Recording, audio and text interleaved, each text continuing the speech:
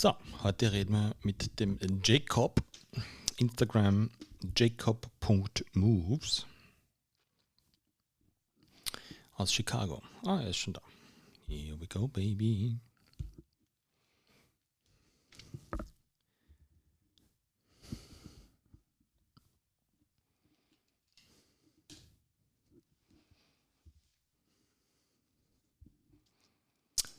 Hey, Jacob. Can you hear me? Wait a second. Oh, that's my bad. Now it should be working. Can you hear me? Yeah. Yep. Yes, You're I good. do. Awesome, man. Good to see you. How are you? Good. Nice to meet you virtually. Yes. I mean, we're pretty far. There's a lot of distance in between the two of us. Yeah, seriously. When I was calling you last week, I was like trying to figure out how to make an outgoing call To somewhere else. Yeah, I was like, I've never done this before. This is so interesting. Yeah, so you have to dial in the country number first, then skip the 0, and then... Yeah, and I guess there's an exit code too for the state. Like you have to dial the exit code for the states, and then the country code, and then the phone number. And I was like, oh wow, learn something new. Always learning. This is how you do an international call. Exactly right. All right, Jacob, let's get rolling. So tell me a little bit more about yourself. So just for everyone, the millions of people listening, there's probably like 5 people or 10, whatever. So you've been recommended from a lovely person, Chris Gately, because I always ask my podcast guests to more or less give me not random people, but make an educated guess for people who are very interesting to talk to. Because that's what I love doing, just talking to people, having good conversations about ABCD. And Chris was polite enough to recommend you. So welcome to the show.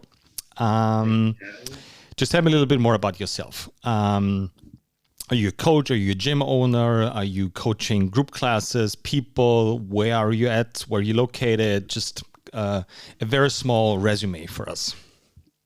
Yeah, absolutely. So I'm located in Chicago, Illinois, in the States.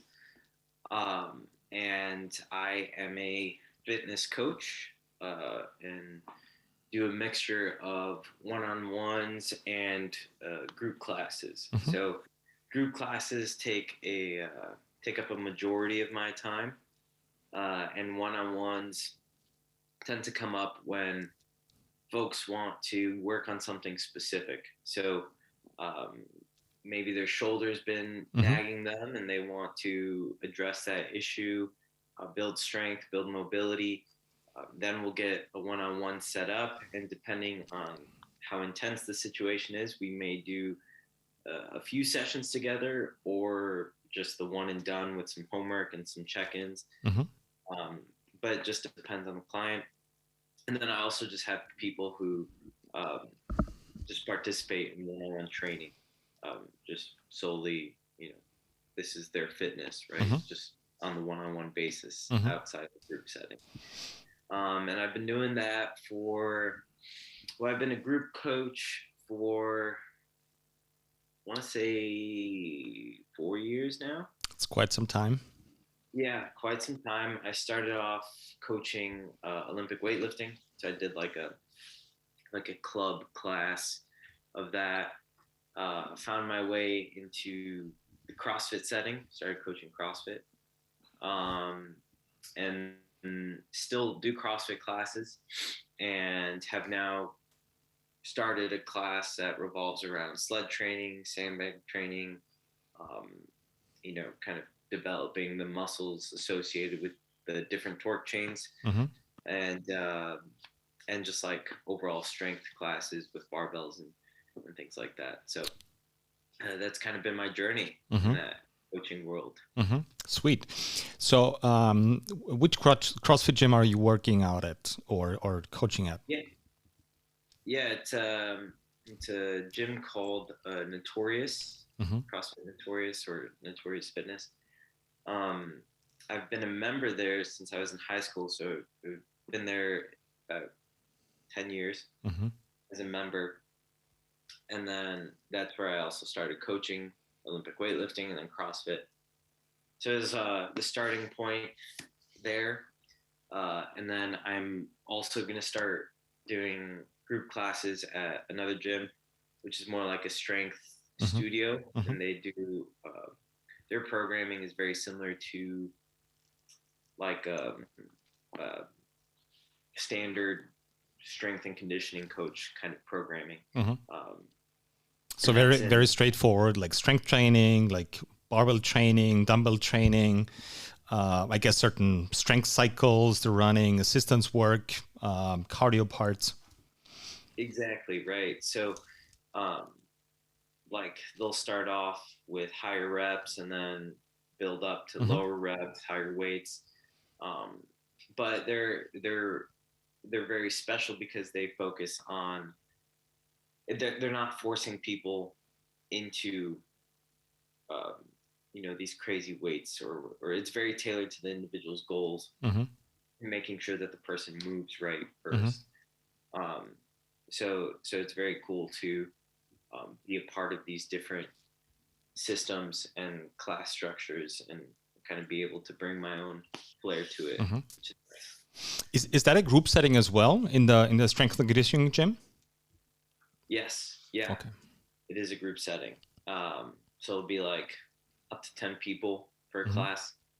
Um, and everyone's working at their own pace and then you're kind of pushing them and guiding them along the way. Mm-hmm. You mentioned something interesting because you said the focus in that gym, in the latter gym, is people moving well.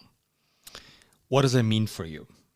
Because we hear this all the time. Like we wanna work on the quality of movement. Like you throw in mobility and range of motion, and you throw in moving well. You throw in having clean technique. What does it mean to you, like personally? How do you approach that? Well, almost like boring words like well and clean and stuff like this. So what does it mean to you? Yeah, definitely. I totally agree with you where like things like moving well, mobility and all that stuff, they're kind of like buzzwords. Mm-hmm. Like people use them because they're popular and everyone there's no like concrete definition for it. So for me, moving well is being able to properly execute a movement pattern based on the individual, Mm-hmm. and based on the individual's needs and goals, right? Um, I always tell like whoever I'm working with, whether it's one on one or in the group setting, I tell them, let's say we're squatting, um, I see that they're forcing a ass to grass squat. They lose tension, their core collapses, knees come in like crazy, feet are all over the place.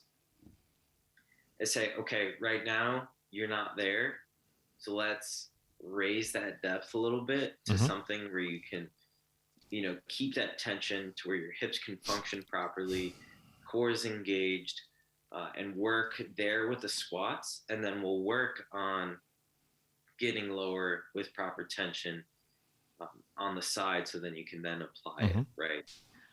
So I think moving well is totally dependent on the individual, their current abilities, and their current goals, because all those things outside of the individual's anatomy are constantly changing. Mm-hmm. So yeah, making movement achievable and doable for people Mm-hmm. is, I guess, a big part of moving well for me. Got it. So let me play a little bit devil's advocate here because we shouldn't agree on everything, right?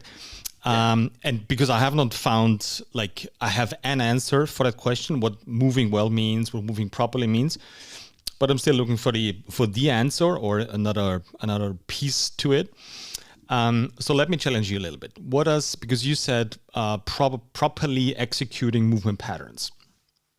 And then you mentioned something like working on the depth. What does it mean to you, like practically speaking? So let's start with movement patterns first.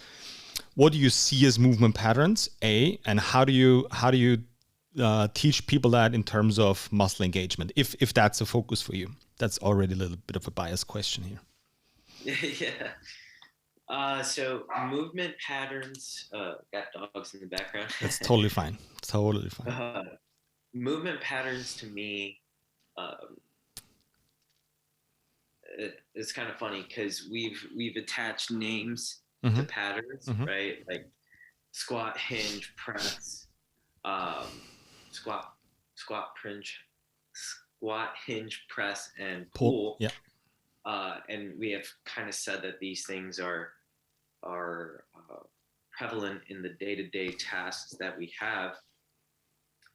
But if that's all we had was squat, hinge, push, pull, life would be so boring and we wouldn't be able to do much, right? So like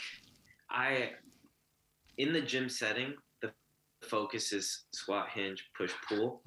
But I also in like small doses want people to get creative with their movement and not kind of put themselves in this box. So I guess I would say that the movement patterns, those 4 movement patterns, are like a starting point for me, and for others, right, is to get those hamstrings working, the quads, chest, shoulder, right, get the muscles working in these kind of standardized linear movements and exercises. And then once you're strong, let's try to apply them and get creative in the rotational aspect, or can we hang from a pull-up bar and do a shoulder press at the same time? Just like get crazy with it, because that's where the exciting stuff happens, and that's where fitness is fun and just like applicable is exactly. That's interesting, because I see movement patterns a little bit differently, because I see them, or I view them as like there's a technical part of it and there's an artistic part to it, right? So artistic part means like you're expressing yourself, whether it's through whatever animal movements, dancing, yoga. So basically it's just moving your body around in space. And making it look like really cool, because otherwise it's shitty. And then there's the technical side of it, as you mentioned. What kind of disturbed me for a very long time was exactly that, like press, hinge, push, pull. You have those 4 movement patterns, which are immediately linked in your head with an exercise, basically, right? Yeah. So when everybody's talking about hinging, everybody's thinking about, I don't know, deadlift and Romanian deadlifts and hopefully kettlebell swings.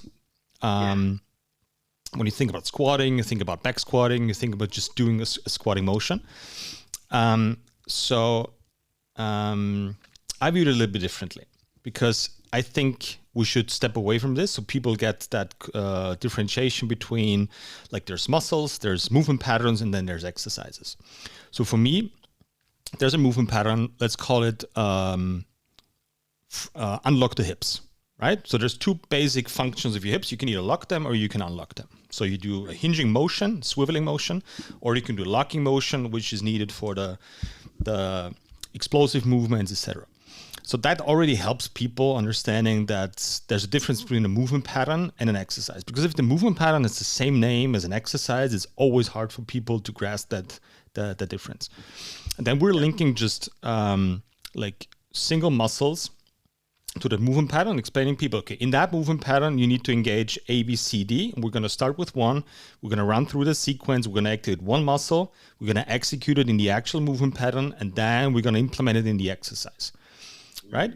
That's why I call it a technical approach. It's not the most artsy way of coaching it. but especially like for people that are training in my gym, or generally speaking in gyms, like normal people, average Joes, soccer moms, etc.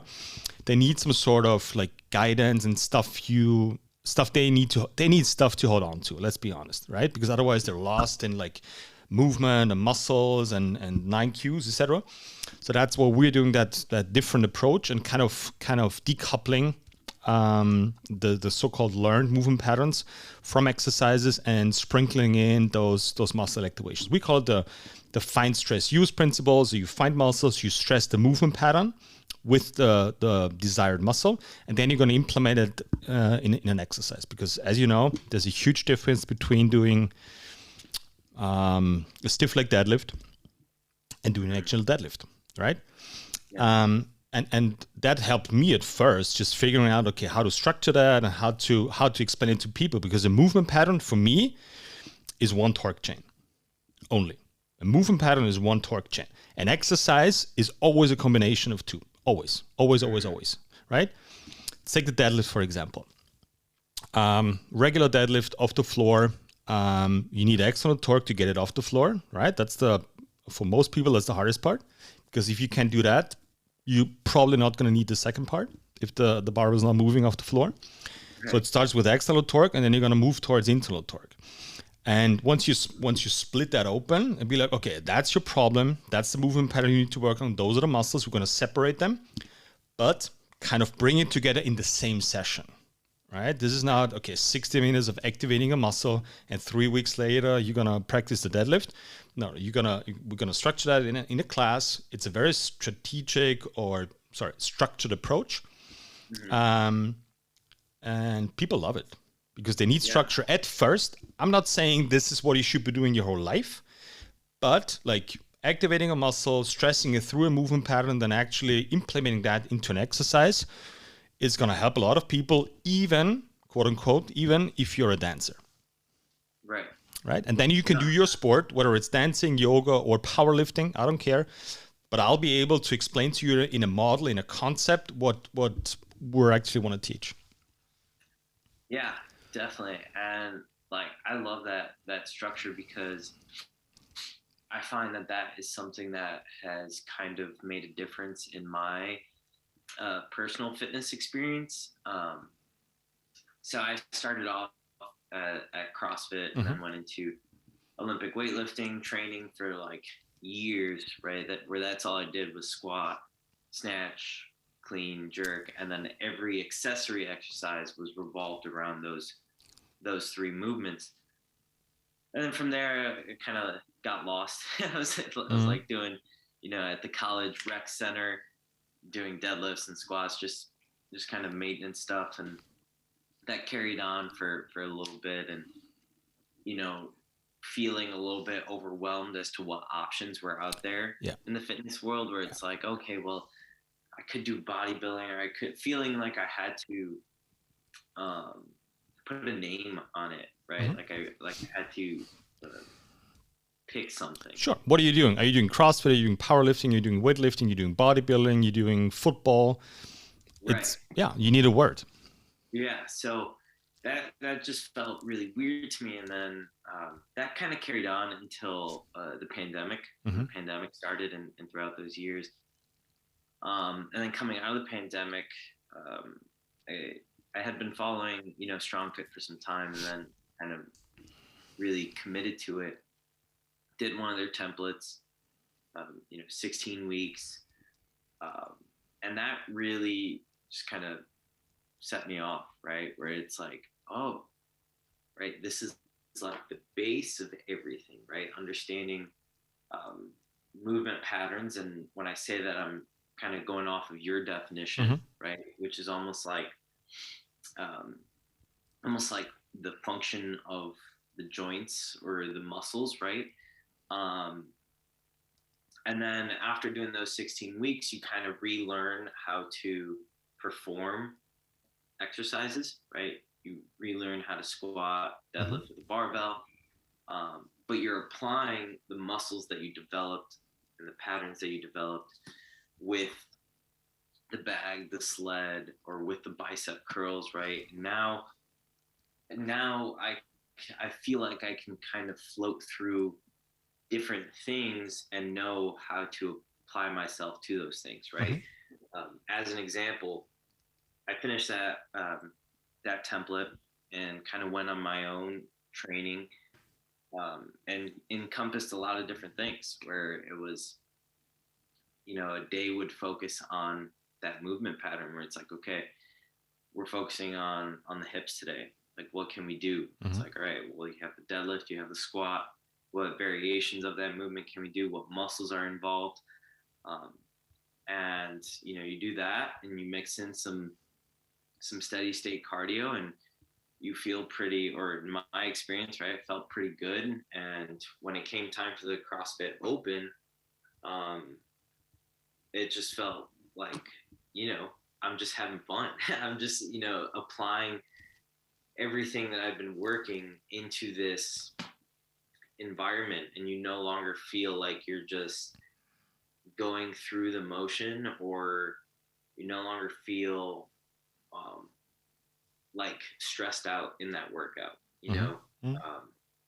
just like constantly looking for a way out, like you usually do in a CrossFit session. You just feel like you're ready for it, like you're prepared. Mhm. Um, so I really, from personal experience, identify with that kind of Mhm. flow where it's like, okay, what's the function here, right? Why do we have a bicep? What does a Mhm. bicep do, and what does it do in like other movements, and how do you apply it? So Yeah, yeah. and I think that gap that needs to be bridged still is there's an anatomical function, meaning you're pressing on a dead muscle on a dead body, and then the joint does something. Like for the pec example, like because in the books, the pec is an internal rotator of the shoulder, right?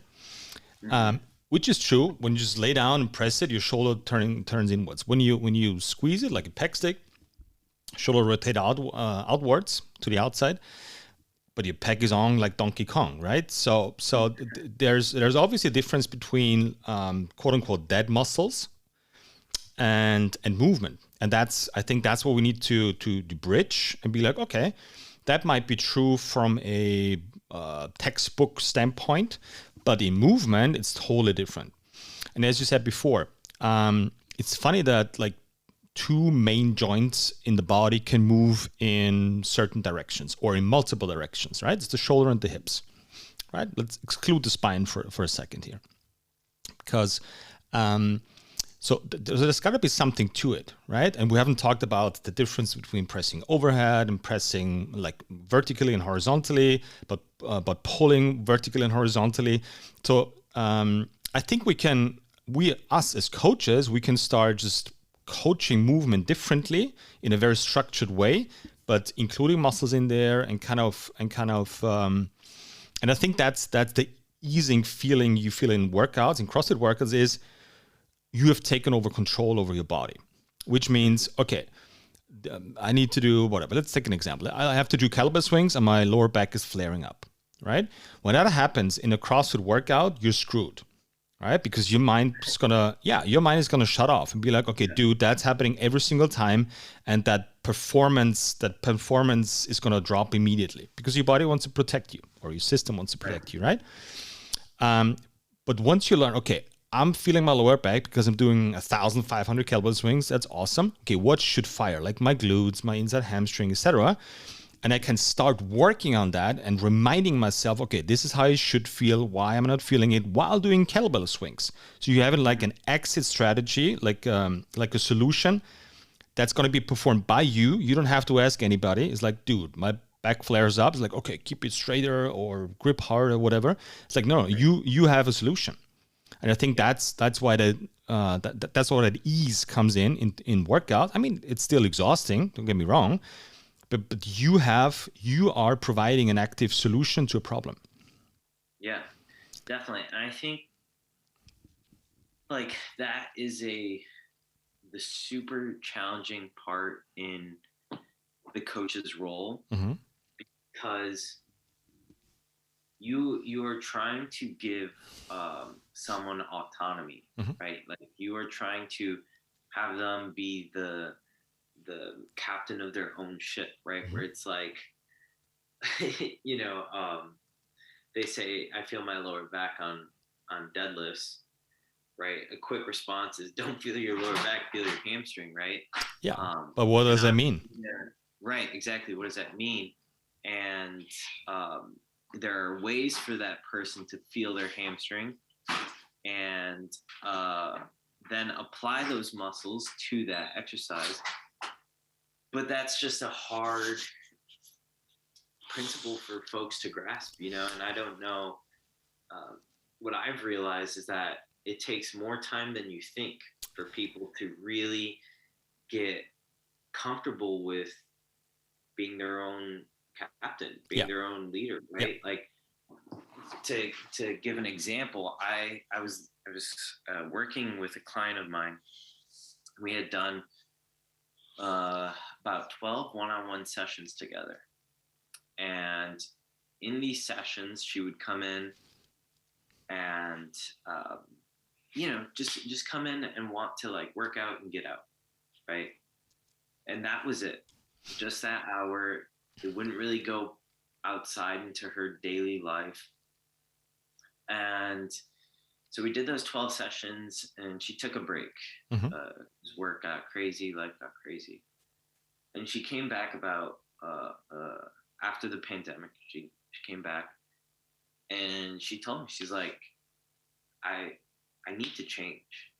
You know, Mm-hmm. she's like, I need to commit to this. Mm-hmm. I need to do something seriously. You know, like I saw this total shift in her mindset. And from there, we're going on about another year. And now we're doing about 1 to 2 sessions a week together. And she works out on her own. She has a Peloton and some dumbbells and stuff. But she has created a new lifestyle for herself, Mm-hmm. which to me, and I tell her, is like, that's the biggest PR. Like, no matter what output you do on this Peloton, you have been able to look at free time in your day and say, I'm going to stretch, Mm-hmm. or I'm going to hop on the bike and I'm going to do this, right? But that's, it's taken about a year or two for her to like really develop this change. So I think, as a coach, it's important to realize this timeline, but it's even more important for the client to realize that that's the goal. Mm-hmm. Where it's like, I don't want you just coming in to my class mindlessly going through it. Like, I want you to know what you're doing, right? I want you to know what you're looking for, and like know yourself. And I'm here to help you, right? And give you ideas and kind of guide the process. But like, you're the one in control. Mm-hmm. And that's where like real performance and real progress happens, is when folks take command of themselves. Mm-hmm. I mean, we got to put that into perspective, because stuff that you're doing and the way you're coaching obviously is so different than a lot of people are doing out there. So, I mean, that whole attitude, that whole view on what training is, like for most people it's, okay, I got to do this like twice a week, 3 times a week. I'm not really enjoying it. It's like I'll check a box. It's okay, I gotta burn some calories so I can eat a cookie afterwards, whatever it is. Like that, but that's partially on us, on the fitness world, on the coaches world, because we created this, right? We created that, okay, when you jump in 3 times a week for 6 weeks, you're gonna lose 7 pounds and 3% body fat or whatever it is. Like, that's on us. We've told that people, like, that's what training should look like. And now they're doing it, right? It's like the 80s, It's like what? I said since like the 80s, so Yeah. you're looking at like 20, 30 years of that perspective. Yeah, I mean, a little historical view on it, like literally bodybuilding in like the 60s, 70s started everything, right? Like Gold's Gym and coming from California and all that stuff. So it was like, I'm not saying doing a lot of mindless stuff, but at the end of the day, it was a lot of mindless stuff, and a whole change in like body composition, and it was actually on vogue to look like athletic as a guy back then, not as a girl. But that was kind of how it started, like bodybuilding, good looking, like being in shape, just doing something. And it was a sign of wealth back then, right? Not everybody could afford to just train because most people had to work, like physically had to work. Right. So that's been created for what? Like, was that 50, 60 years maybe? Yeah. And that's where everything just is being based on, whether it's gold gyms or literally like the first facilities where people gathered together and trained more or less together, or just sitting on machines. And that's, man, that's going to just take a lot of time, right? And I think CrossFit has done an awesome job of just interrupting that downward spiral in terms of Yeah. you only train for the looks, you only train for ABCD, you can actually talk to people, like it's enticing to go to a gym, and the side effects are awesome, like I look better and I feel better. Right. That takes time, that takes a lot of time, and that's just how people view it.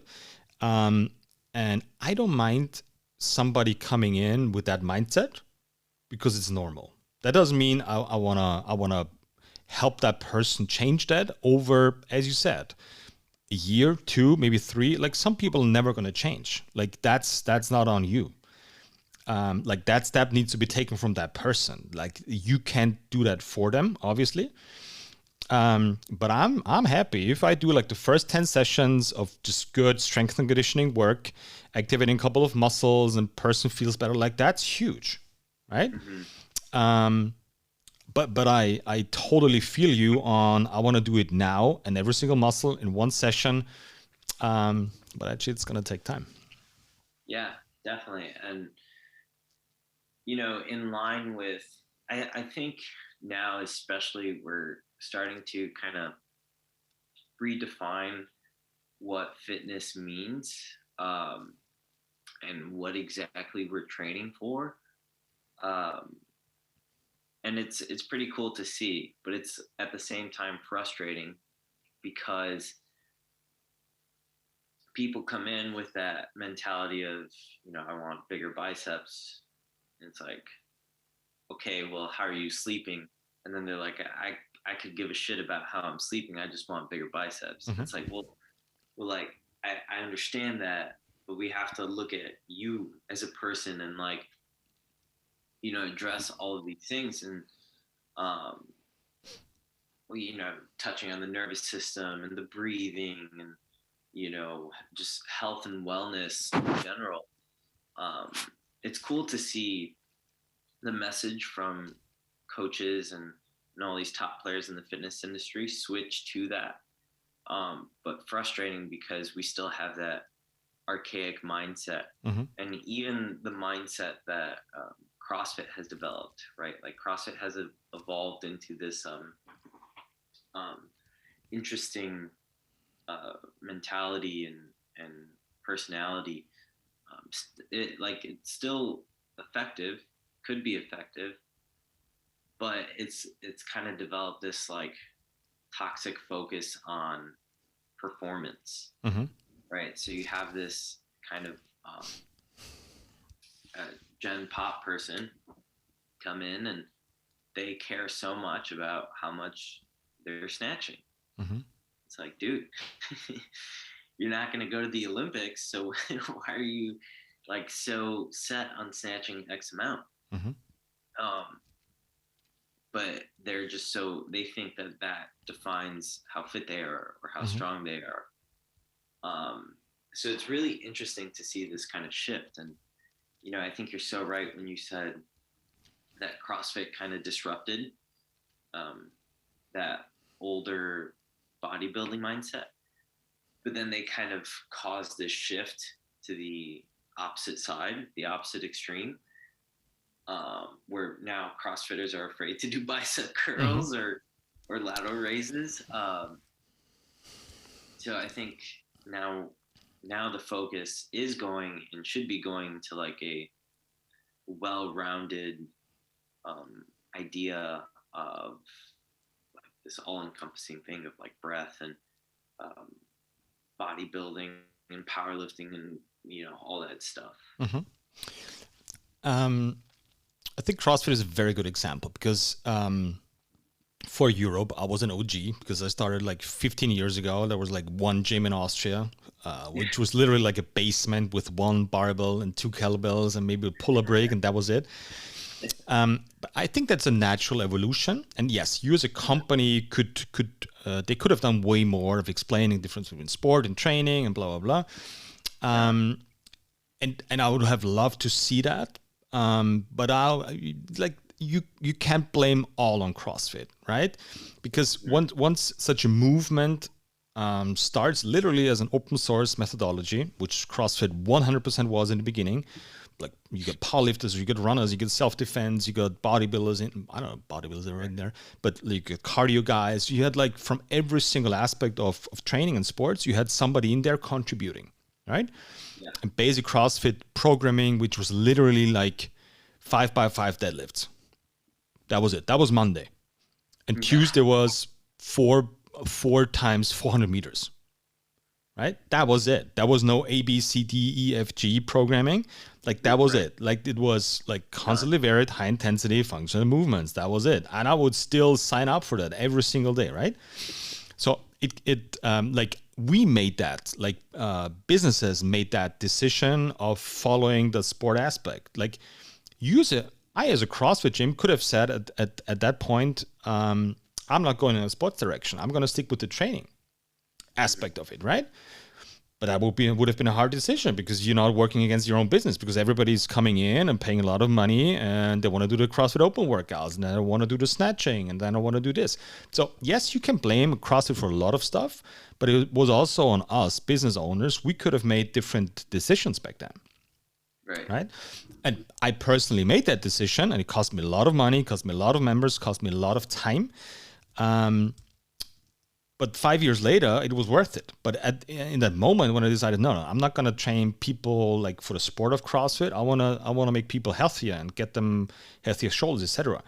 So I'm not that easy convinced that is all to blame on CrossFit. Like it's still the people executing it, the businesses that are offering it, and it's tempting, right? If you just put CrossFit on your building and 100 people show up paying $250 a month, like that sounds good. Nobody says no as a businessman, right? I want to go back to your because I have a little bit of different opinion on your. I don't know if it's an actual client, the biceps client who just comes in and says, okay, I want to have bigger guns, right? I think there's a portion on us coaches saying, okay, I got to earn my merits with that person as well. Yeah. That means I got to earn the trust of that person, and whatever that person wants from me, as long as it's not illegal and as long as I'm not going to kill a person, I'm going to give my best effort to prove that I can make it happen. And if it's a bigger biceps in 6 weeks, I'll do a bigger biceps in 6 weeks. Right. And that person will realize, okay, in 6 weeks, my biceps grew, I don't know, 1 inch, 2, 4, 5, whatever. So that guy, like, he's capable of doing stuff. Like, what else has he got in his pockets? So I think there's that side too, if you know what I mean. There's that side too of like you gotta prove that you're a good coach, and sprinkle it in. I mean, you can't train biceps for 60 minutes, right? So okay, give the person 15 minutes of what they want, which is totally fucking destroy the biceps and everything around it. People are happy. It's like, okay, let's do something else. And it's like, okay, I can't move my arms anyways, so let's do something else, right? So I think there's that side to that as well. Yeah, definitely. And that's something that I've been working on my end over the past year or so. That you have all these contradicting ideas in the fitness world that if someone comes to you with the biceps,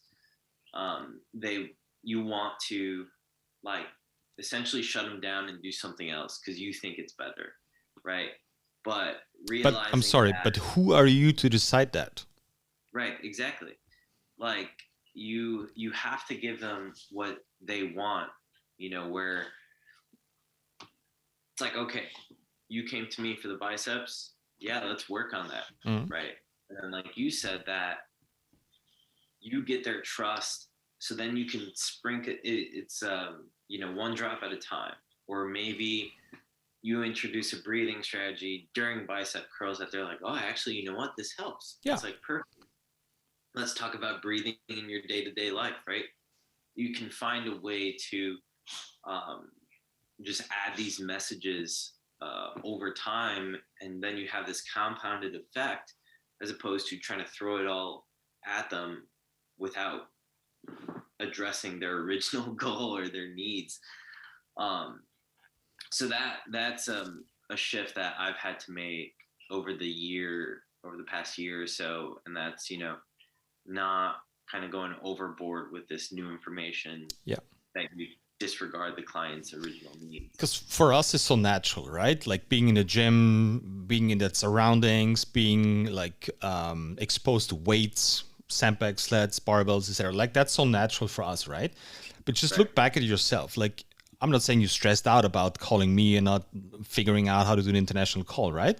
But it's like no, that's a change. Like what the fuck am I doing? I've never called somebody in Europe. Like how the fuck am I going to do this? So this took you whatever 5 minutes, 7 minutes, 2 minutes, 5 seconds doesn't matter. But like change is going to stress you for sure, right? But now you know, now you figured it out, and now you feel comfortable of doing more international calls. And that's the same strategy I think we have to apply to every single client. Like I don't care what your goal is. Like I'll do it with you and for you. Sometimes, whether it's powerlifting or you want to get a split, it's like awesome. Like I'm in. I'll do it with you. And let's give a percentage shit. They come in and they have like 0% change in them, right? Zero. Like they just want to do their stuff. And like 4 weeks later, when you earned their trust, they're like 0.5%. Right? And then 4 weeks later, they're at 1%, and then they're at 2%, and then they're at 3%. And the more they gain, or you gain their trust, like their capacity of doing something quote unquote new in a session with you increases tremendously. And 2 years in, 1 year in, 5 years in, I don't know, depending on the person, they won't even realize they're doing so much new shit. Yeah. Right. And that's so human. Like that's, but you gotta be fascinated at first. Like you gotta be like, I want to train with Jacob. He's awesome. My biceps grew, and yeah, we're doing that breathing stuff. Like I don't believe in it. It's not working, but I'm just doing it because my biceps grew, right? Yeah. And maybe for 1 out of 10, they will realize, okay, this is fucking awesome. I'm gonna use it for my daily life. And maybe 9 out of 10 won't. And I think we can discuss the ratio here, but I think that's normal. Do we want to have 10 out of 10? Oh, fuck yeah. We're coaches. Like we want to make everybody healthier. But again, it's that that decision is not on you exclusively. Yeah. Which shouldn't mean you shouldn't talk about it or present it or try to incorporate that. But maybe some people are not giving you the time, which is fine, but they're going to come back to you, maybe like the lady with the Peloton and the dumbbells during the pandemic, and they're going to come back to you 2 years later, and you don't even know why. Yeah. And, I think there's a lot of moving parts to it. And I think it changes depending on the person. Like for some people, you have to go along with what they originally come to you for in order, right, to build that rapport and to build that trust, so that way they come back to you, right? Or that way you can implement some new stuff into that will impact their health and wellness for the better. And then I think there are some people where the environment that you provide them is what's important to them. Yeah. So like, how were you as a person with them? Did you listen to what they were saying? Did you provide them a sort of outlet? And then that gains their trust. And then they're like, you know what? I'm going to come back to you because I just like talking to you. And like, I know we can figure this out, kind of thing. So I think knowing how to play into the person that's in front of you definitely plays a role in that. Yeah. Because fitness is so so complicated, to a certain degree. Can Where be. like, Yeah. yeah, or I should say also like coaching, because I think a lot of people think that coaching is just standing here telling someone how to do something. But coaching is also like conversational, where it's like, can you carry a conversation? Can you ask important questions? Can you repeat what the person said to you Mm-hmm. back to them? Right. So there's this there's this conversational piece, psychological piece, as well as the technical side where it's like, okay, can you teach them how to do a movement? Can you talk to them about how these muscles function? Um, and that kind of all plays into, if a person changes or if they Mm-hmm. come back to you. So I think That's a huge part of coaching. I mean, you've been working for a couple of years now. This is huge. Like having different layers to your principles, to your approach. Whether you're talking to like, you got to talk differently to a lawyer, not change your principles, but talk differently, right? Or very straightforward. I don't know, like a businessman, for example, rather than having like a lady who just wants to work out twice a week, which is totally fine, right? That's a I mean that's such an overlooked part, because for me there's like roughly two groups of coaches. There's one, like the managers, and there's the thinkers, right? So the managers love structure, and they structure everything, and they have the programming set for the one-on-one, for the group class. Like they have it timed, like from minute 5 I'll do this, and this is the question, and this is the plan, and this is what you're gonna eat, and this is what you're gonna do, which is awesome to a certain degree. And then there's the thinkers. There's like overthinking everything, like how I need 60 minutes to explain how to engage the inside hamstring. yeah. I need to explain the whole nervous system and how it works in the first 5 sessions, Before right? we do anything else. Exactly. Like if you breathe that way, that's going to trigger that part of your nervous system, which is going to lead to Yeah. this. And they're like, I'm just here to do 5 squats and lose some weight. Right. So I'm not saying don't do this. This is like fucking very, very important. But I think the timeline to it is tremendously important. Tremendously important. You can literally lose people. I'm not talking about the money. You're losing people, like you're losing the chance of educating that person. And somebody just takes more time. Somebody just wants to train, and 3 years in, they're like, Jacob, you told me about that nervous system thing like 3 years ago. Like I've read something. What do you think? Hmm. Right? Because I think that's what the learning experience is. Like that's how I want to learn. Like I want to figure out stuff. I don't work well on somebody telling me this is how I should do a squat. This is not how I work, right? Maybe a portion of it, right, to get the basics and the principles right, but I want to figure that shit out. Like if you tell me this is how you squat, it's like, okay, maybe, but give me 3 years and I'll figure it out on my own. And that's how I learn. And there's different types of learners out there, but I think that that timeline and that perspective is so important. And I'm still in that same boat. Like I want to fix a person in the first 5 minutes. Yeah. Everything, shoulder, hips, their heart, their body fat percentage, like everything in the first 5 minutes. Yeah. Right. So I've done this thousands of times. Yeah. And I think something important from what you're saying is also like setting your expectations as a coach, where it's like, okay, I'm going to talk about this super complicated breathing thing or nervous system thing. And to be honest, I don't think anyone is going to fully understand what I'm saying right now. But if I've planted the idea of this, the curiosity of this, that's what's important, because then this person's going to come back to you, right? 100%. 2 week, month later, and be like, you were talking about this, or I know that you focus on this. Can you explain that a little bit more? Yep. Or like, share with me how this applies to what I'm doing, or like how we can improve. That curiosity is what is more important in the client's journey, I think. Yeah, For sure. and I think as a coach you have to have like certain magic tricks up your sleeve, right? For example, like if you're talking about whatever abs and core muscles or whatever, you can talk like all day long about eccentric, concentric, and this is more time and attention, less time and attention, that torque chain, that torque chain.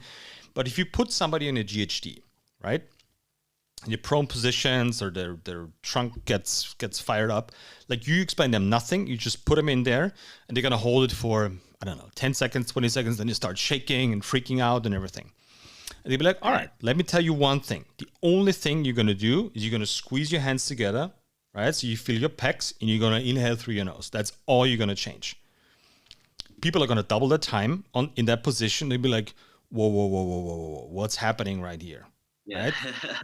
It's like, okay, now we can have a conversation about stuff. So maybe it's not only about doing more sit-ups or doing weighted sit-ups or whatever the fuck the fitness world is telling you. Maybe there's different layers to it, right? And we're not gonna fully we're not gonna make a full disclosure today, but it's a start. So people are like, what the fuck? Like I've doubled my performance. I've physically doubled my performance in that GHD hold within 10 seconds. This is not possible, right? So I think, and the more like magic tricks you have up your sleeve, people are like, what the hell is going on? Or their shoulder hurts when going up, and you do certain stuff and activate the pack and do a press, and it's like my shoulder's not hurting. That's not a permanent fix. We both know this, but it's a start. Like you have a foot in the door, they're enticed, they love coming back, and it's like, okay, tell me more about it. Like, why is that working? And then, I mean, then the grind starts, the actual work starts. Right. But I mean, you gotta have a good sales pitch up your sleeve. If somebody walks in the door and is like, okay, Jacob, I need ABCD.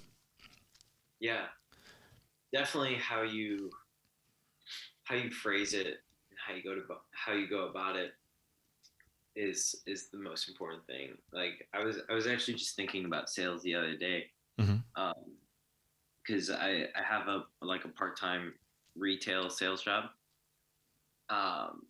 And I'm watching one of our salesmen like interact over the phone and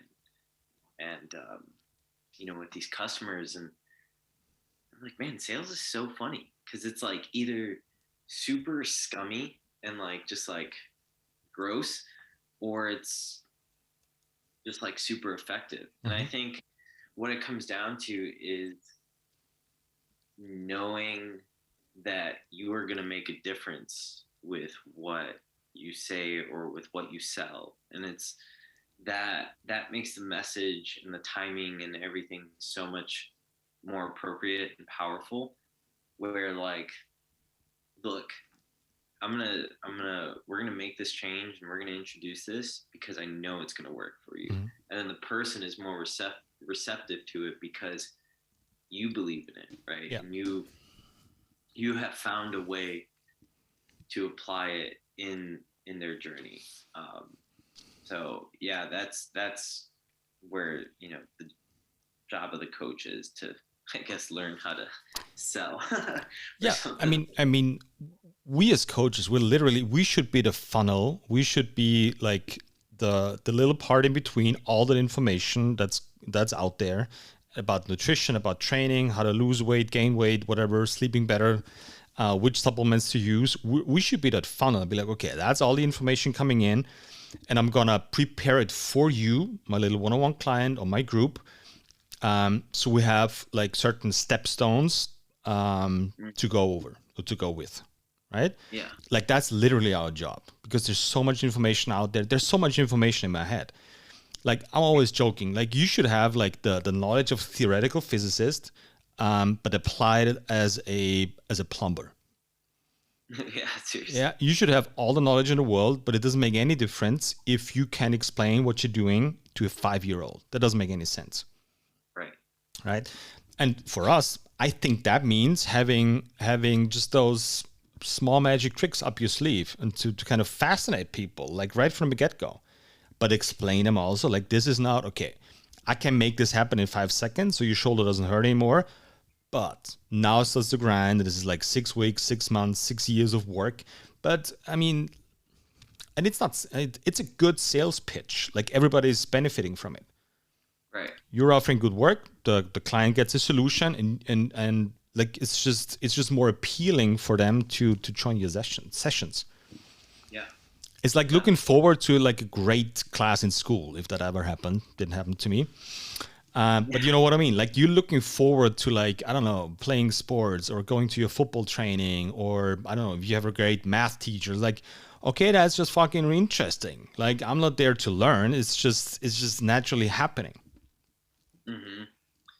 Yeah, and I feel like it's so the parallels are so interesting, right? Because you're saying, you have it's something to look forward to, like a class to look forward to, or a sporting practice to look forward to, and each one of those roles is different, right? Like you have a teacher, you have a coach, or you have the salesperson, but there's this parallel of like just just I guess leading people, Hmm.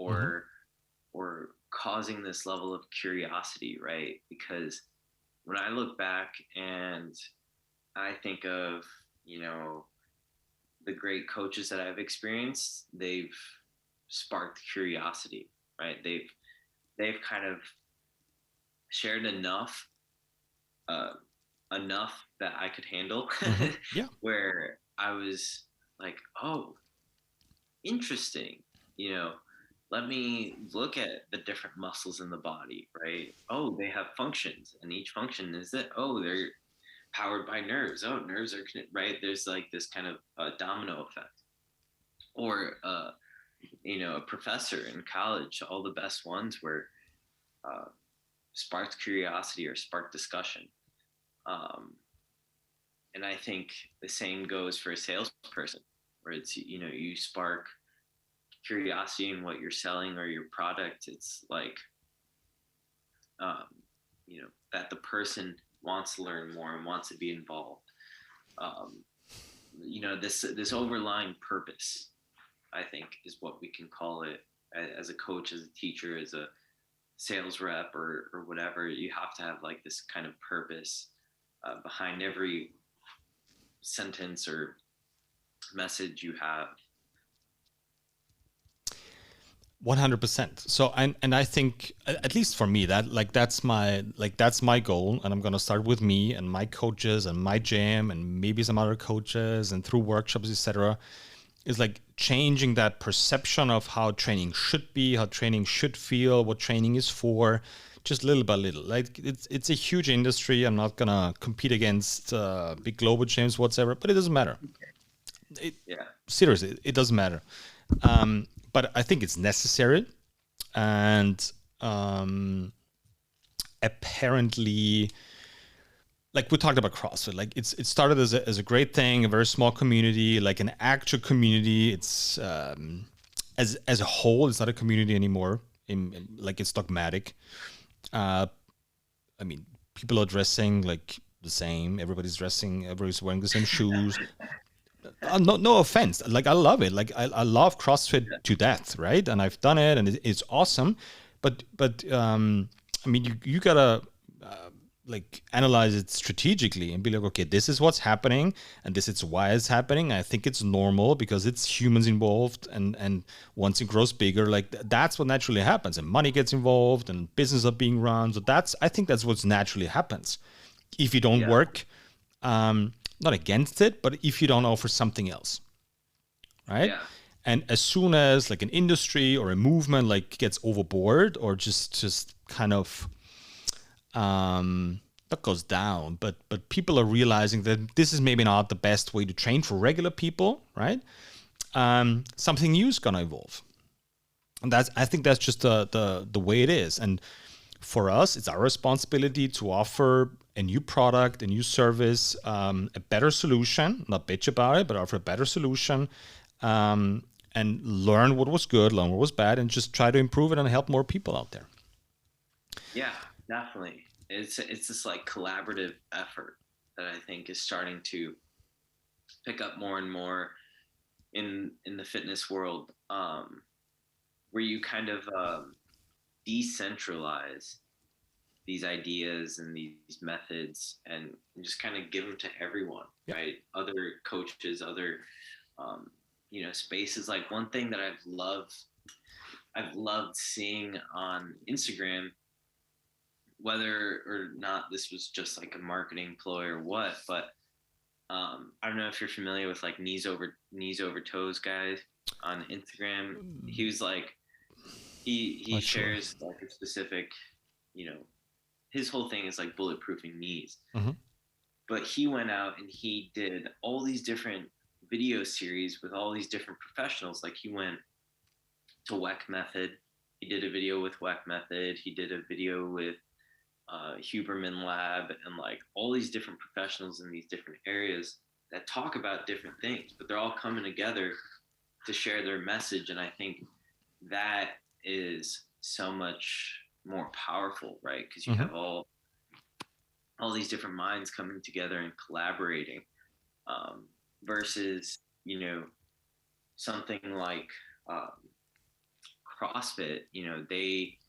They don't really collaborate outside of their inner circle. And, this kind of centralized figure. Again, not a bad thing, because I'm not saying CrossFit is a bad thing, because they get people in, right? And then it's like we've been saying, it's the person's job to either kind of stay there or start to look outward of that. Yeah, I mean, I've been talking to Jim on the podcast for a couple of weeks. It always comes down to, okay, what's a practical thing that we can add to a CrossFit gym? My son just came in the room. What's a practical thing that you could do like tomorrow to make your gym better, right? Because I get it. Like you run a business, you got to pay the bills. Like there's people coming in. You can change like from A to Z in like 5 minutes. So I told him, okay, give me 3 minutes of every session. That's all I'm asking for. And I'm going to send you the fine stress use principle. And I'm going to show you like, this is how you're going to coach that muscle in that movement pattern for that exercise, whatever the workout is. Maybe it's a deadlift workout, a deadlift, wall ball, shot, running workout, right? Give me 3 minutes, do that stuff, activate, let's call it the glute max, implement it in that movement pattern. This is how you coach it, and that's it. And then you run the same thing, right? You're going to help people. Same with the biceps guy. Okay, give me 3 minutes of your 60 minutes, like a very small fraction. And once you start realizing as a gym owner, like people feel their ass. That's great. Feel the glutes.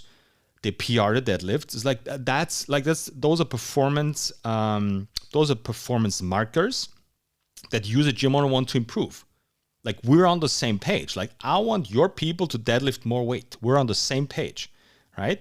Maybe I have a different approach. Give me 5 minutes, and your people will feel better. Like talk about retention, talk about making more money. This is all good. We're on the same page. I just want to add a little bit to it, and you don't have to change your programming. All you need to do is get educated on some stuff that we can provide to give a little bit of a different structure to the class. That's it. Yeah, definitely. And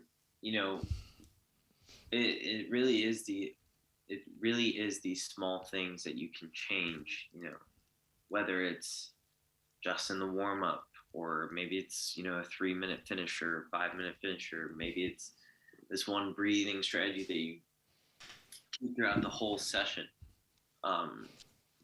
That will make a change. And again, like prove it. Like I have to prove it. If I do a deadlift workshop, we'll do a proper warm up.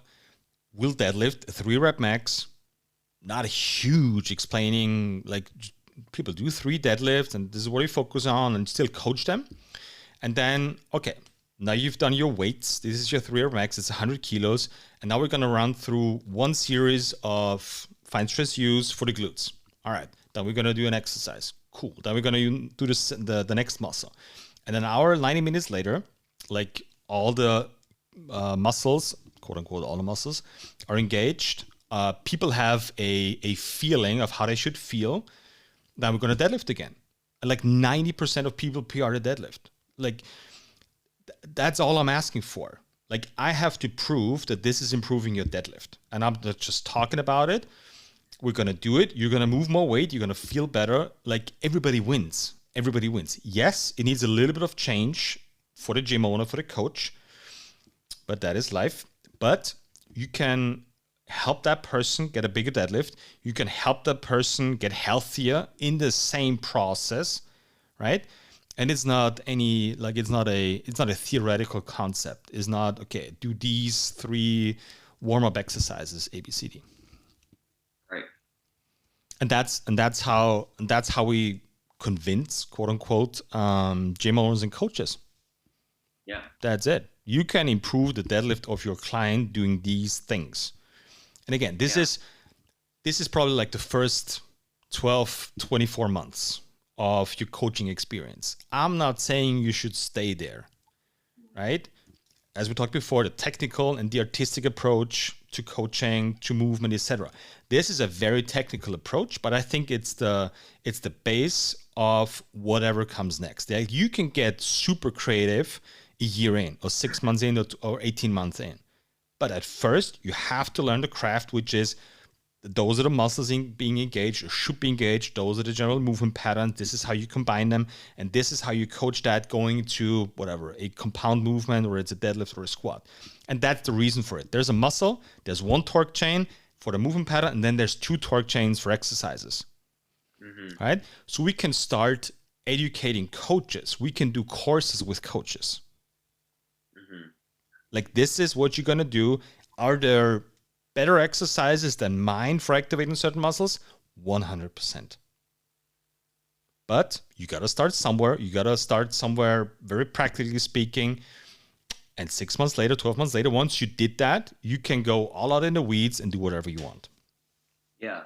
And the foundation that you touch on is so important for the coach and for the member, really for anything that you're doing, right? It's just start somewhere. Like if someone's starting fitness, all we care about, or from my lens, is consistency. Like first, let's build consistency, whether it's doing classes or hopping on the Peloton or the rower, like just get consistent with it, right?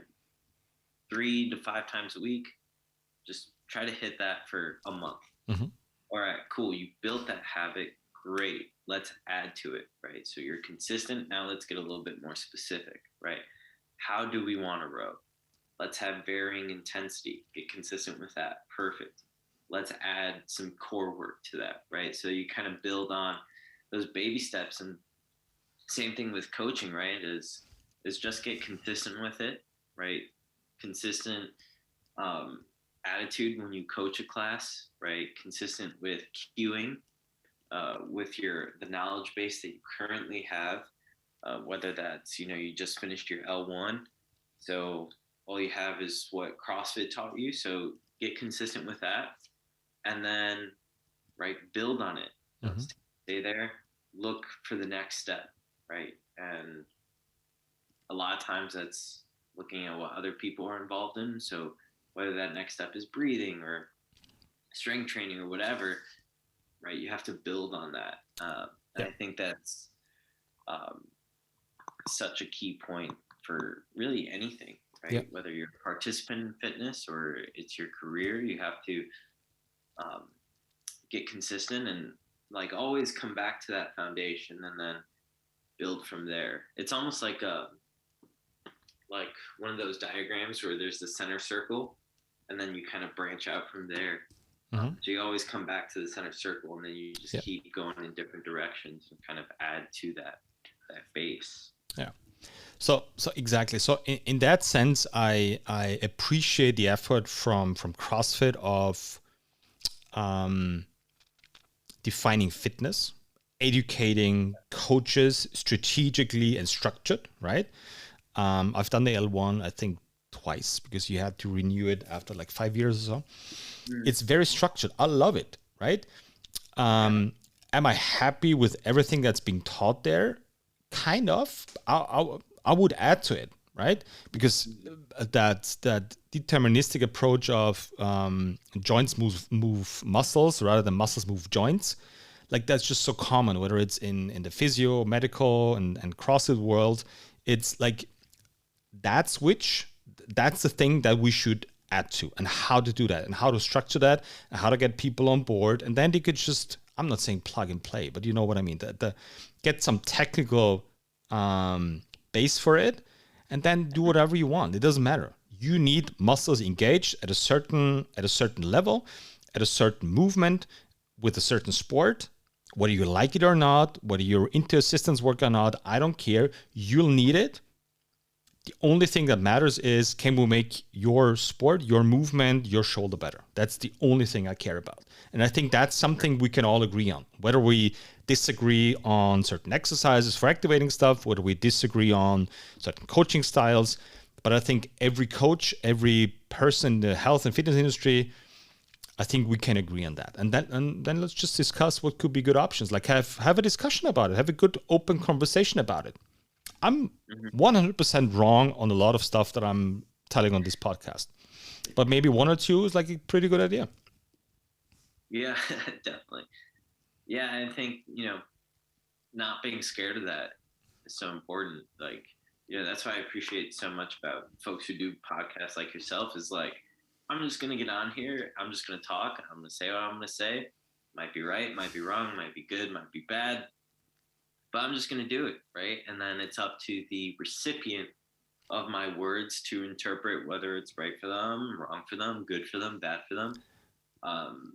Because that's how ideas build, right? That's how you get the ball rolling, where it's maybe it's a bad idea at first. Maybe it's like, really bad. But Jacob, it doesn't matter if it's a good or a bad idea. Just the process of talking about it. And that's what I want to achieve with that podcast. It's just a little platform of just having open conversations, disagreeing, agreeing on stuff that we all love doing, which is coaching and training and just moving weights around and making people better, right? Yeah. And I think there's not many options out there yet, at least in my perception, where you can just say whatever you want, whether it's like brutally wrong. I'm gonna try it out, and if it works better than my approach or my inside hamstring activation, fuck yeah, I'm gonna do it. I'm not stupid. Like, I stole an exercise from you. I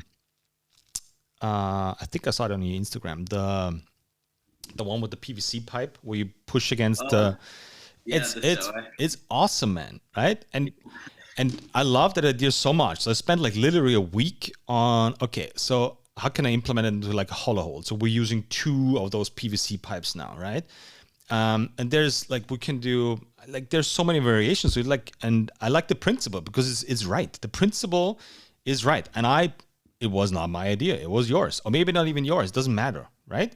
But it helped me stepping up my coaching game, which is awesome. Yeah, exactly. And, it's, I think it's important is that there's ownership, right? But doesn't mean that it's not shareable. Like, just because I did an exercise based on these certain kinds of ideas doesn't mean that it's mine and mine only, right? Like, it's everyone's. It helped me, and it's going to help so many others. So like, do it, right? And in line with that, it's an exercise that it's easy to gain trust with, because you feel it instantly, right? Mm-hmm. Like, it's something that can be scalable in any direction, right? You can make it harder, you can make it easier, and it's doable on all sides of it.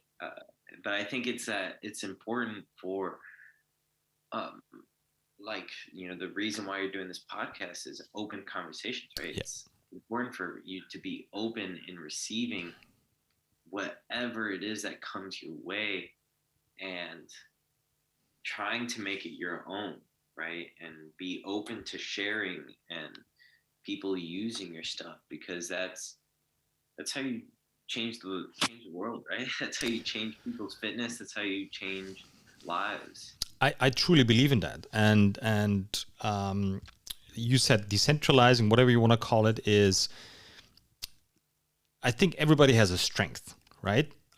Somebody is very good at inventing exercises. Somebody's very good at seeing patterns. Somebody else is just good at finding common ground in different areas. Like, and we got to play out those strengths. And I have a certain strength, and mine is for sure not like organizing stuff. Like that's just not stuff that I like doing. But I probably have like certain strengths in me, and that's what I want to provide. And maybe yours, and maybe your like main focus clients are totally different than mine, right? Which is fine, but we can still use the same principles because everybody that we want to attract, like they want to train because that's our profession, right? And your expression of training and your coaching and your personality can be totally different. Like you can go way into like, I don't know, maybe more nervous system or more into certain sport, but the principles that we should be teaching should be all the same, right? And I think that's only achievable through open conversation with disagreeing with each other a lot, like way more than we used to do, or that we used to provide to other people. Yeah. And that's fine. Like that doesn't mean just because I disagree with you on a hamstring activation exercise doesn't mean like we don't like each other. What the heck? Like we just have a different opinion on some stuff, and then we'll move on. And maybe you'll try mine, and I'll try yours. And 3 weeks later, I'll text you and be like, "I think Jacob, you're right. Yeah. I wish I would have figured it out."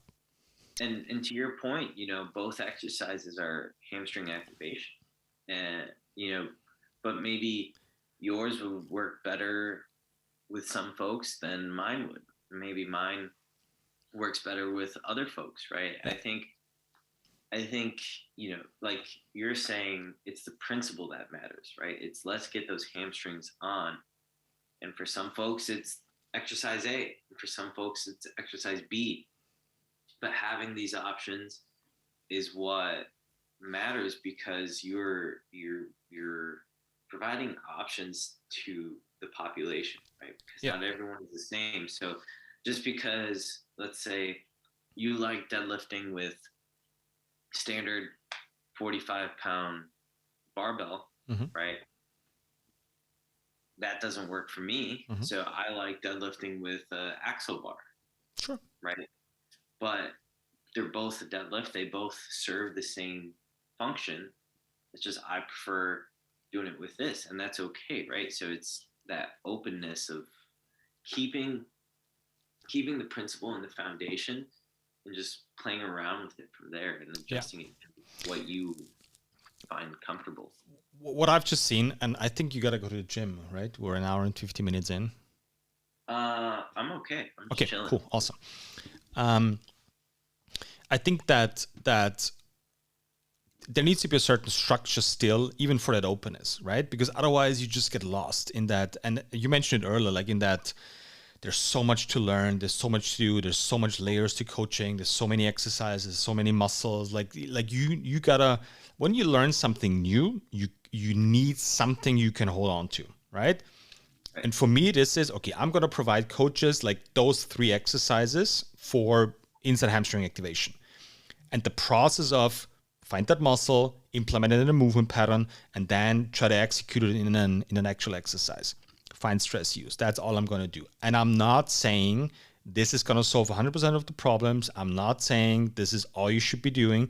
But let's start there, because otherwise you won't do shit. Because that's what happens a lot. Because you think about the 7th exercise for the inside hamstring, but you haven't done the first 3 more than once, right? And I've seen this time and time again. So there needs to be a good balance between you being forced to do some certain stuff, try mine and see how it works, and do it in that process, and do it with that coaching, and I'll explain it to you, and this is how you're going to do the workshop. This is how you're going to make your people better. And once you make your people better, so you're going to PR the deadlift or whatever, it's like, I earned your trust, right? And if you want to move further, that means like broaden your toolkit for inside hamstring activation, whatever. All right, do it. But you got to do the grind and the hard work first, and then you can get artsy about it. Yeah, right? Definitely. This isn't the only approach that should be out there, but I'm feeling, and this is what we're doing in the workshops, I'm feeling this is the one that's being needed the most at the moment. This is just my perception. Definitely. It's kind of like, the whole idea of tension over position, right? We all know that it's more important, or the tension that's being applied to the exercise is more important than the actual position of the exercise, right? But people start by knowing the position of the exercise, right? Yeah. So it's like a paradox where you have to, right? Coaching is an art, and but you have to know the technical side of it before you can know the artsy side of it. Mhm. And I think that goes with everything, is you have to have both sides of the coin, right? Where you start here and then you make your way here, which makes this so much better, right? Yeah. And my job as a coach or mentor for another coach is, okay, what do you need at the moment? Are you like totally out in the weeds and already figuring out what, if I activate that muscle, what does it mean to my nervous system? Okay, I gotta bring you back to the other side as well, right? Mm-hmm. You don't know how to squat. That's a problem when you think about. No, I'm dead serious. Like I've seen those people, but it's vice versa on the other side. Like, okay, you're structured and fully managed and you know everything about the squad, etc., but you're not like figuring out something new, right? Right. So this should be, or this at least how I see my role as a coach or a mentor or educator or whatever, a teacher is, okay, where are you? Where do you want to be? And how can we bridge that gap? And it's not going to feel good, but we talked about change before. And then you need some guidance, but not like words. Words are great, but people learn differently. Some learn through words, some learn through reading, some learn through shadowing, some learn through watching, right? And we got to provide all those different aspects because I don't know how you want to learn, and probably you don't know either. Yeah. And I think, you know, you said something important there, right? Everyone learns differently, but like as a coach, mentor, like to me, I think talking less is so important, Mm-hmm. right? If the person learns by reading, be like, okay, here's this book, right? Like, go for it. And then let them come to you with like, whoa, I just found this principle in this book. Like, what do you think about that? Or this is how I see it. This is how I can apply it. And you're like, that's great. And this is how I did it. Now go do it, right? Or if they learn by shadowing, let your actions teach them something, right? Or if they do learn from words, don't give them the full answers, right? Let them figure it out, because that's important. There's a friend of mine said to me one day, there's a time and place for everything, right? Sometimes you need Mm-hmm. to talk about a squat and sometimes you need to do a squat, right? Yeah. And chances are, and this is me in the front row of it, chances are what you're doing at the moment is the opposite of what you should be doing, right? So Oh. if you're doing squats all day, every day, and 14 cycles in a row, maybe you should talk and think about a squat from time to time. But vice versa, like you're talking about a squat all the time, you're figuring all the muscles out, but are you actually squatting? Like, are you picking up a sandbag and doing 15 squats? Yeah. And it's hard because you got to be very open to yourself. You got to be very honest to yourself and be like, okay, am I the thinker or am I the doer? You know what I Yeah. mean? Yeah. And we're all making mistakes. Like I tend to think too much because then I'll need to train more. Mm-hmm. Period. And if I train 10 times a week, and I'm not really thinking about my training, okay, this is where I need to step back, maybe get a coach, be like, okay, what am I not doing? Yeah. It's so funny because you and I are very similar in that in that aspect, where like there will be times where I find myself thinking more about training than actually training. Yeah.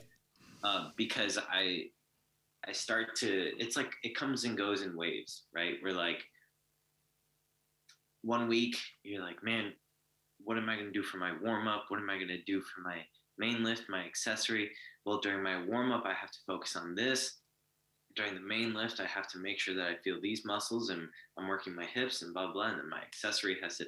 right? You think so much about the parts rather than just like who gives a shit? Just like grab the yoke and go for a walk, right? So I'm constantly shifting between the two where it's like, worrying so much about everything versus like just going to the gym, doing a quick warm up set with the yoke and then putting weight on there, Mm-hmm. right?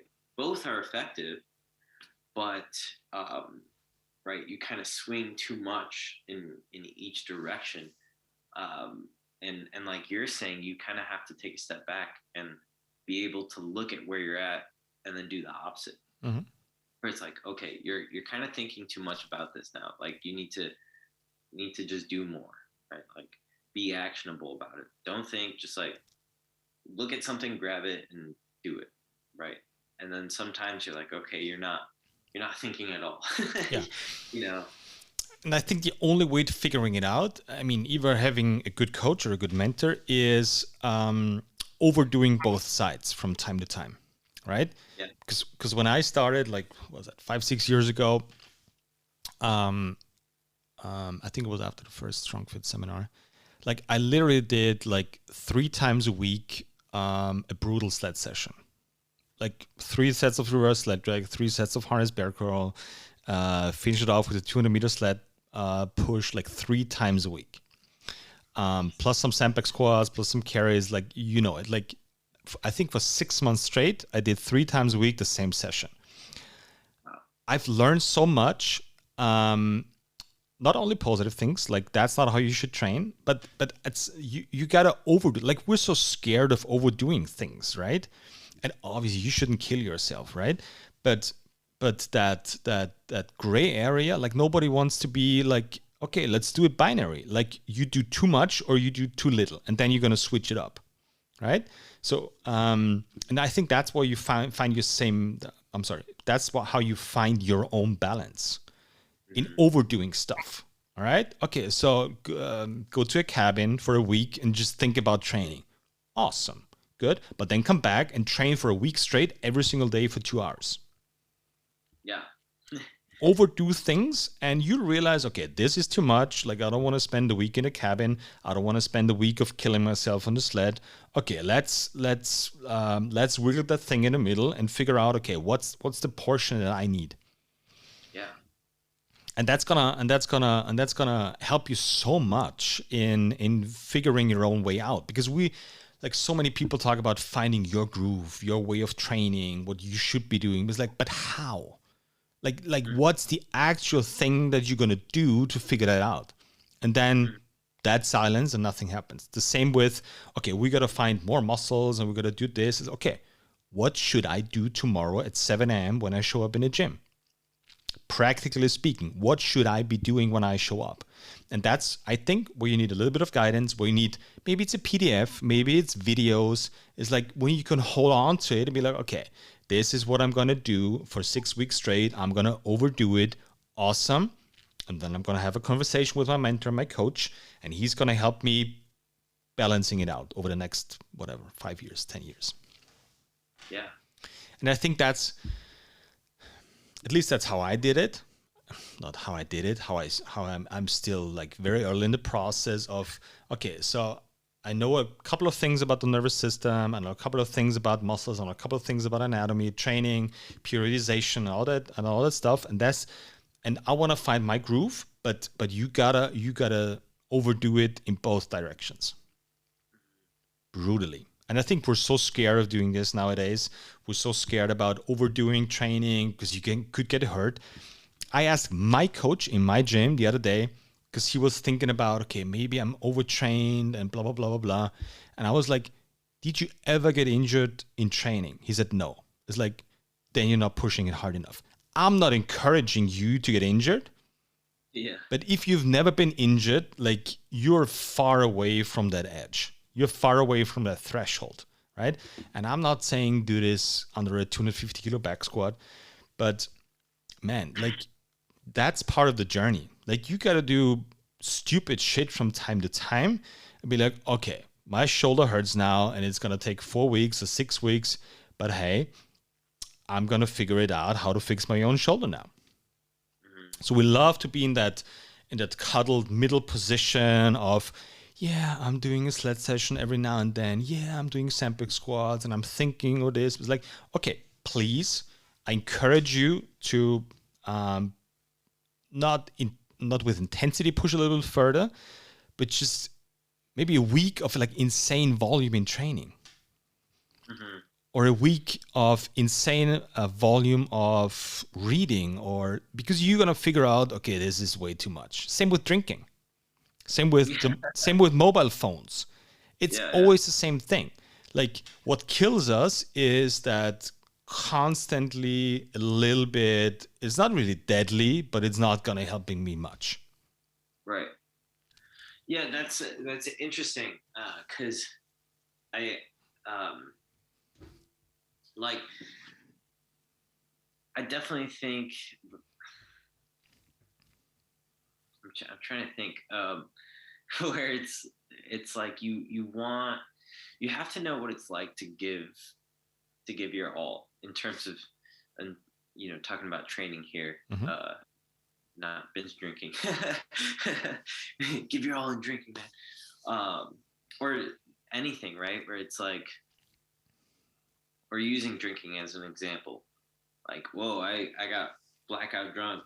That didn't feel good. Like, not doing that again. And then it's like, okay, I went a week without any alcohol, and that's, feels pretty good. But it's like, you know what? Maybe I do want a beer or two. And then you understand, right, where that line is.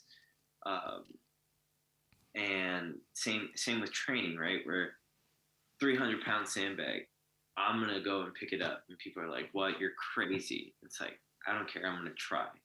And we'll see what happens, right?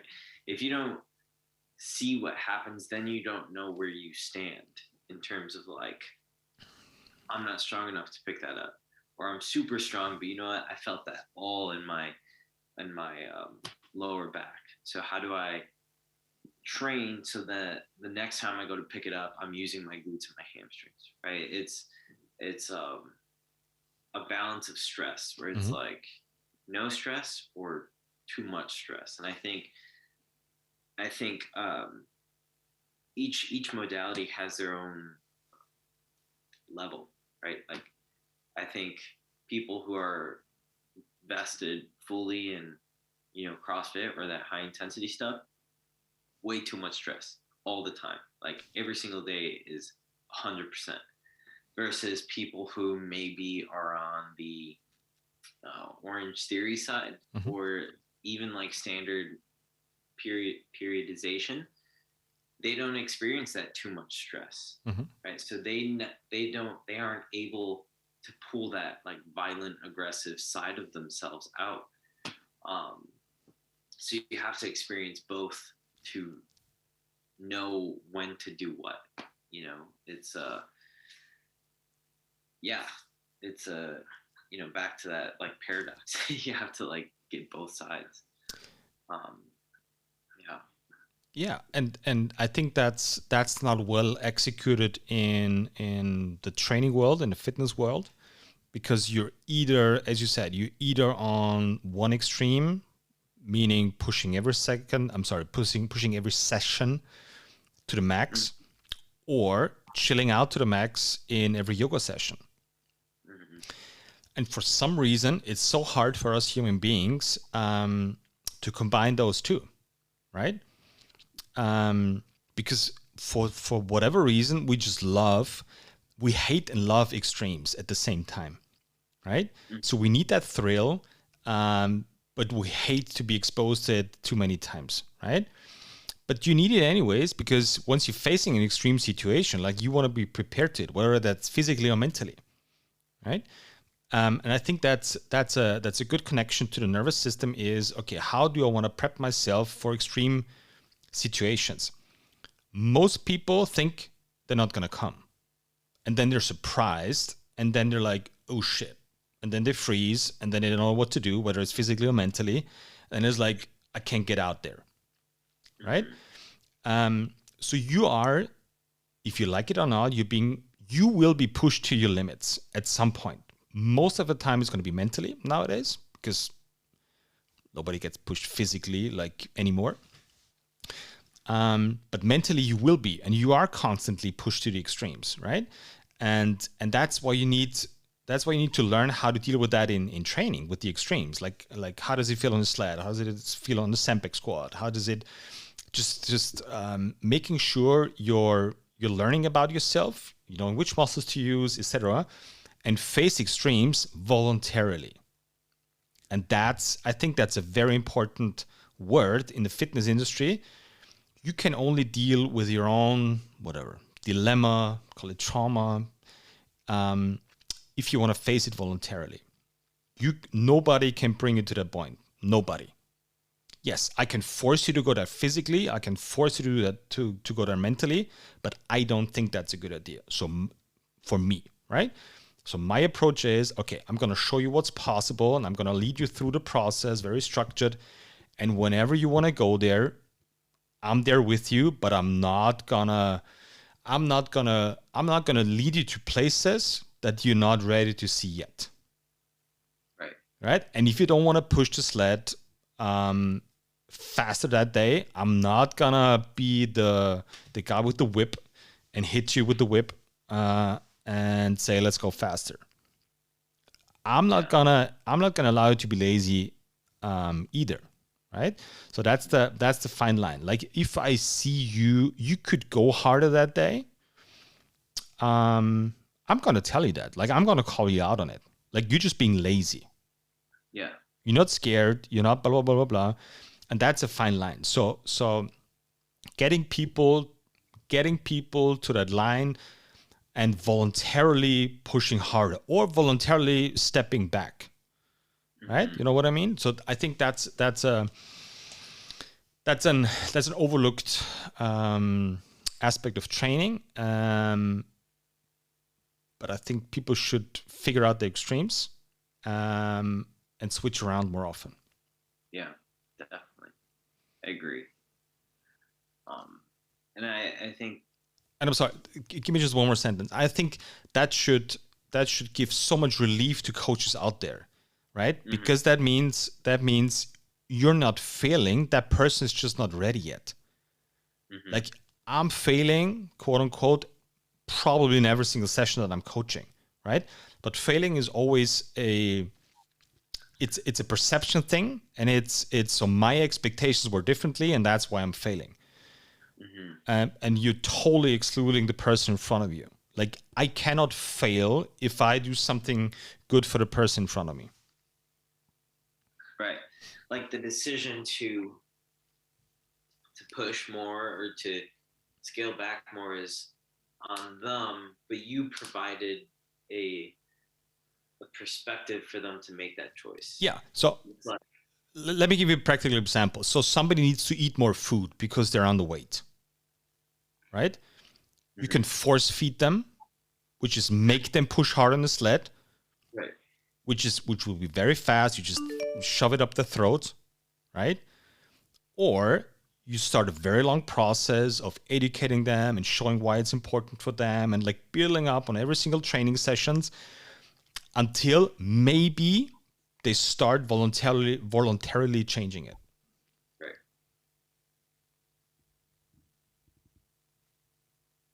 Right. That's just how I see it. So I call you out. I call bullshit if you're being lazy on the sled, right? But at the same time, respecting your daily performance, however you want to call it. Maybe you had a bad day. Maybe your kid is sick. Maybe you had a shitty day at your job. I think you got to be very sensitive, very, very sensitive when to push people. So intensity is not always the solution. Sometimes it's stepping back and doing the opposite, right? And I don't have the solution, right? It's just my perception, and this is how we're approaching training, etc. I think for 90% of the people, like they need a little bit of a like push, so to speak, right? But some don't. Right. So I think, yeah, go ahead. No, yeah, and you'll get, I think, constant feedback from the person or class that you're working with will kind of help give you an idea of where to to push them more. Where it's like they walk in the warm up, how'd that feel? I'm not really feeling it today. It's like, all right, so we're obviously not going to do max effort stuff with you because you're not all there mentally. But if someone comes in, they're like, you know what, that felt really good, and like I'm feeling right today. It's like, all right, well, I know I can push the weight on the sled, push the distance, or push the reps, or I could demand a lot from you today. Mm-hmm.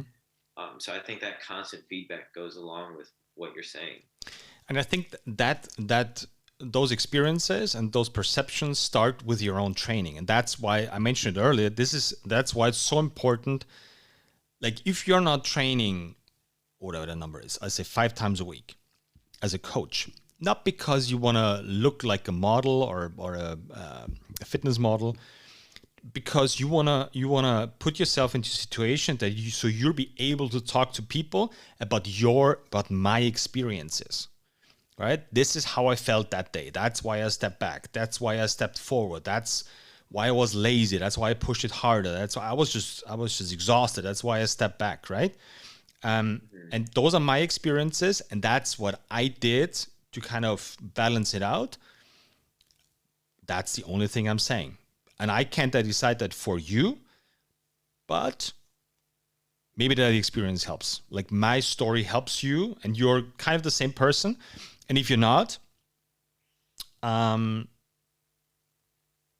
can still help you, but it's not my experience.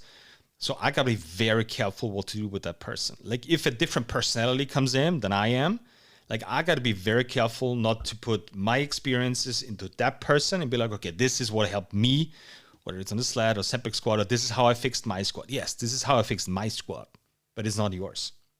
Mm-hmm. Right? But you gotta fix your own problems first. That means you gotta be. And this has nothing to do with how much weight you're moving on a back squat. You gotta fix your own problems first. Physical issues, muscles not working, stuff that you don't want to do, whether it's light long Sempe carries, heavy short Sempe carries, whether it's EMOM stuff, MREP stuff, whether it's short sled pushes, long sled pushes, whether it's lunges, like stuff that you hate doing. Lunges, for example, weighted lunges. Like that's the worst for me. All right. So chances are I should be not be doing more of them, but approach them with a different mindset and be like, okay, why do I hate them so much? It's like, okay, so I'll do 6 sets of 20 meters of weighted lunges. Like it feels horrible. Right? And you got to figure out, okay, because that muscle is not working, or just because I haven't done it yet, like enough. Maybe, who knows, right? But you got to fix yourself first before you can be able to help anybody out there. That's just my perception and my opinion. Yeah, and it's that to bring everything full circle, right? It's your experience will help so many more people than you would think.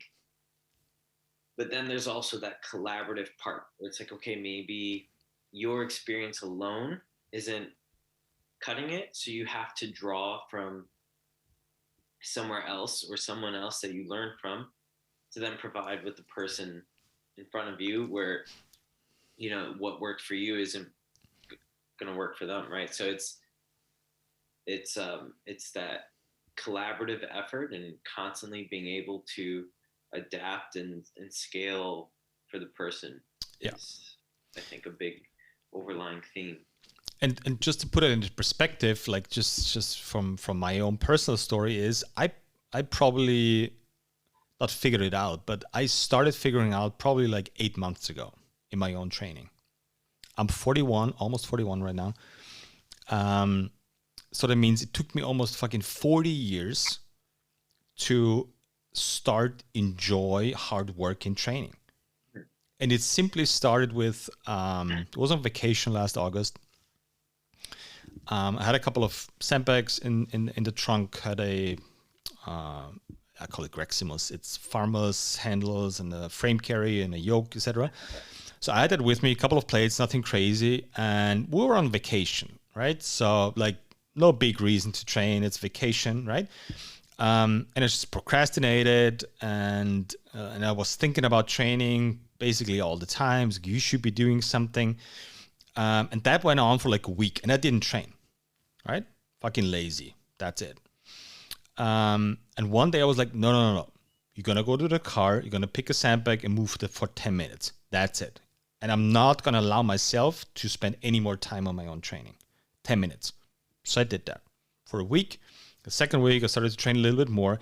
And then I started figuring out, okay, so I got to make this enticing for myself again, right? You do 6 sets of farmer carries for 20 meters. I went to the parking lot, put on some weight, whatever was in the trunk. Like I couldn't choose much. It's like, whatever. If it's too light, I go longer. If it's too heavy, I go shorter. Who cares, right? I do 6 sets or 5 sets or 4 sets, and I'm not going to allow myself to stop any earlier or do one more set. So I have 30 minutes of training because my son wants to play with me.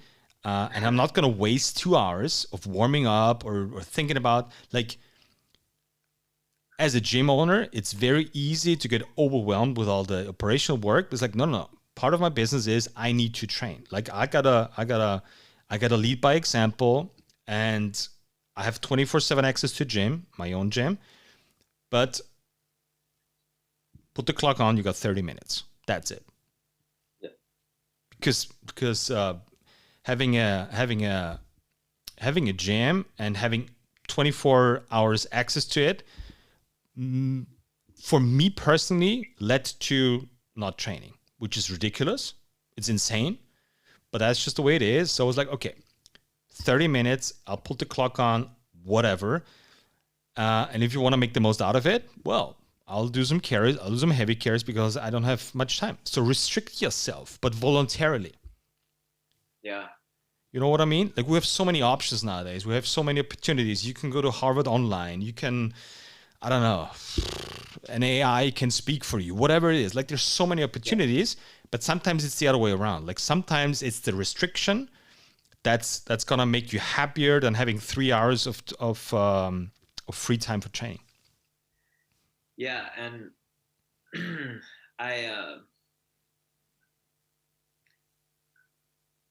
that's a big piece that I think about for nutrition, right? Like, there's so much food available to us, right? There's so many ways to eat that, like, sometimes you have to pick 2 or 3 things from each macro and just stick with that for a week, right? Like, there's again, this fine line between variety and exclusion, right? Like, you want to be including all these different things, right? Because they're good for you, but you can't include them all at once in one session, right? So you have to kind of put the horse blinders on and pick maybe just one thing or 2 things and just do it for 60 minutes. If you find yourself just frozen in space, and that's happened to me. Like, you're talking about it in the sense of being an owner, mm-hmm. right? And having all this gym, the same as a coach or a trainer. Like, you're around the gym, maybe you're at the gym all day, and it comes time for you to work out, and you're like, I don't even know what I want to do. Yeah, that's weird. Like, well, yeah, I know. It's such a weird feeling because you're like, I'm surrounded by all these dumbbells, all these kettlebells, all these barbells and sandbags and stuff, and it's like, for a hot second, you ask yourself, like, what's wrong with me? It's like, why don't I want to do this? And then you're like, you just have to, whatever, hop on the rower and get moving, or just get the blood flowing to clear the mind. Mm-hmm. Yeah, it's a weird situation to be in.